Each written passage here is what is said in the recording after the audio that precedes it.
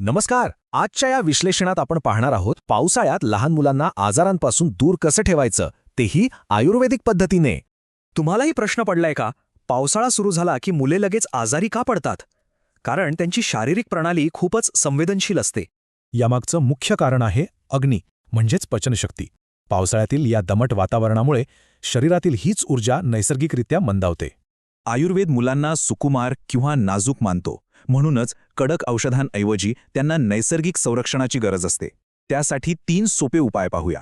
हे 3 आधारस्तंभ म्हणजे आहारातील बदल, जीवनशैली आणि स्वयंपाकघरातील सोपे उपाय. चला, सर्वात आधी आहाराबद्दल जाणून घेऊया. इथे एक सोपा नियम आहे. मुलांना नेहमी गरम, शिजवलेले अन्नच द्या.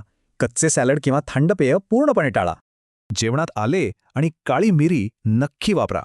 या उष्ण मसाल्यांमुळे पचनशक्ती आणि रोगप्रतिकारशक्ती अगदी नैसर्गिकरित्या वाढते. पिण्यासाठी नेहमी उकळलेले पाणीच वापरा. पाणी अर्धे होईपर्यंत उकळल्याने ते पचायला खूपच हलके आणि सोपे होते. आता दुसरा टप्पा म्हणजे जीवनशैली. ह्यात सर्वात महत्त्वाचं आहे मुलांचे शरीर नेहमी उबदार आणि पूर्णपणे कोरडे ठेवणे. मुले कधीही अनवाणी चालणार नाहीत याची काळजी घ्या. कपडे पूर्ण कोरडे असावेत आणि आंघोळ फक्त कोमट पाण्यानेच घाला. दिवास्वाप म्हणजे दिवसा झोपणे पूर्णपणे टाळा. यामुळे शरीरातील आळस आणि कफ वाढतो, ज्यामुळे पचनशक्ती मंदावते. कोमट तेलाने केलेली थोडी मालिश रक्ताभिसरण सुधारते आणि पावसाळ्यातील थंड, वात वाढवणाऱ्या ऊर्जेला छान संतुलित करते. आता वळूया तिसऱ्या आणि अत्यंत महत्त्वाच्या आधारस्तंभाकडे. आपले स्वयंपाकघर हीच सर्दी खोकल्याविरुद्ध आपली संरक्षणाची पहिली फळी आहे. रोजच्या वापरातील हे घटक अत्यंत शक्तिशाली आहेत. हळद रोगप्रतिकारक शक्ती वाढवते, आले कफ दूर करते आणि तुळस श्वसन मार्गाचे रक्षण करते. मजबूत संरक्षणासाठी तुळस आणि आल्याचा काढा उत्तम ठरतो. लक्षात ठेवा, काढा कोमट झाल्यावरच त्यात थोडे मध मिसळा.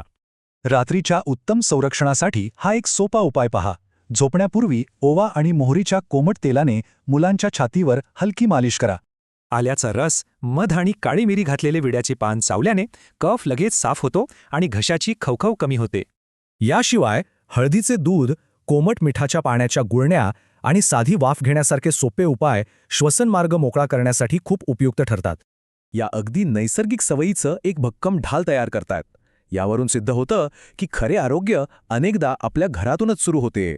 जेव्हा पिढ्यानपिढ्या चालत आलेलं आरोग्याचं गुपित आपल्या मसाल्याच्या डब्यातच दडलंय, तेव्हा उगाच गुंतागुंतीच्या औषधांवर विसंबून करायचा.